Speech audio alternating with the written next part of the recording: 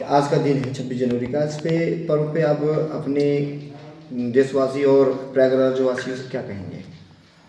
ये 77वां गणतंत्र दिवस है, जिसके उपलक्ष्य में मैं सबसे पहले अपनी विधानसभा के लोगों को और यहाँ के छात्रों को और सभी किसानों को, मजदूरों को, क्षेत्रवासियों को मैं 77वें गणतंत्र दिवस के अवसर पर उनको हार्दिक शुभकामना देता हूँ, उनको धन्यवाद प्रेषित करता हूँ।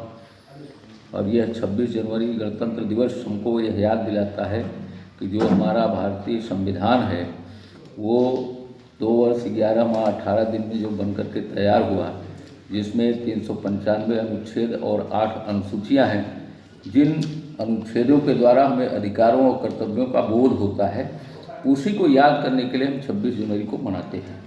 और मनाना भी चाहिए, क्योंकि आगे आने वाली पीढ़ी को बताने की आवश्यकता रहती है कि यह संविधान, भारतीय संविधान है क्या। दरअसल 1947 में जो हमारा देश आज़ाद हुआ 15 अगस्त को, तो 26 नवंबर को 1947 में एक संविधान सभा की बैठक हुई। उस बैठक में राजेंद्र प्रसाद जी को समिति का अध्यक्ष बनाया गया और डॉक्टर भीमराव अंबेडकर को यह जिम्मेदारी मिली कि भारतीय संविधान को लिख करके तैयार करेंगे। डॉक्टर साहब ने, बाबा साहब भीमराव अंबेडकर ने वो 2 वर्ष 11 माह 18 दिन में भारतीय संविधान को बनाया और 26 जनवरी 1950 को यह लागू किया।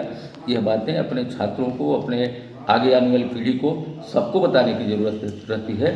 और इसी से हमारी सरकारें चलती हैं। और चाहे जिस पार्टी की सरकार हो, सरकार संविधान के संवैधानिक अधिकारों को लेकर के, कर्तव्यों को लेकर के वो अपनी जिम्मेदारी के साथ उस सरकार को चलाते हैं। बहरहाल हमारी सरकार, भारतीय जनता पार्टी की सरकार 2014 में जब से आई है, तब से लेकर के आज तक क्षेत्र का एक एक बच्चा, गांव में रहने वाला, मजदूर का हो, किसान का हो, वो संविधान के विषय में जानता है।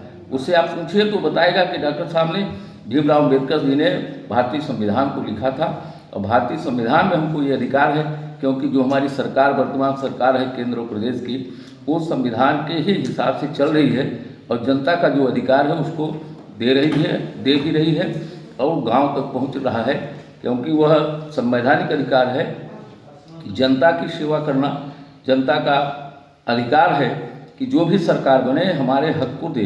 तो जनता को रोटी, कपड़ा और मकान चाहिए। गरीबों को हम मकान भी दे रहे हैं, उनको खाने के लिए अनाज भी दे रहे हैं, उनको पढ़ने के लिए अच्छे अच्छे विद्यालय भी खोल रहे हैं, चाहे वो अटल आवासीय विद्यालय हो, चाहे नवोदय विद्यालय हो, और चाहे कस्तूरबा गांधी बालिकाओं के लिए पढ़ने के लिए है। खासतौर से हमारे यहाँ 2 कस्तूरबा बालिका विद्यालय हैं, मेजा और खजूरी में।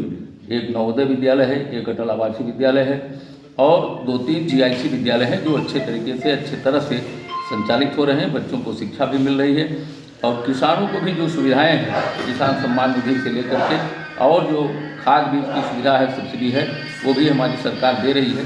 इसलिए मैं फिर से सभी क्षेत्रवासियों को यह हार्दिक शुभकामना देता हूँ कि यह गणतंत्र दिवस उनके जीवन के लिए लाभदायक हो, शुभदायक हो और मेरी शुभकामना है। बहुत बहुत धन्यवाद। विपक्ष के जो विपक्ष है, ये कह रहे संविधान के पालन नहीं कर रहे हैं बीजेपी वाले और बीजेपी सरकार। आज ही किसी प्रोग्राम में विपक्ष के विधायक ने ये बात कही है।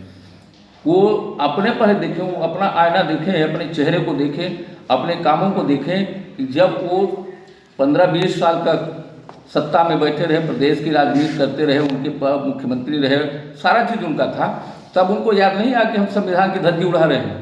कभी संविधान की उन्होंने चर्चा नहीं किया। आज भारतीय जनता पार्टी की सरकार, योगी और मोदी की सरकार, कम से कम जनता यह जान रही है कि भारतीय संविधान में हमारा अधिकार और कर्तव्यों का बोध खिलाया जाता है और वह बोध भारतीय जनता पार्टी करा रही है।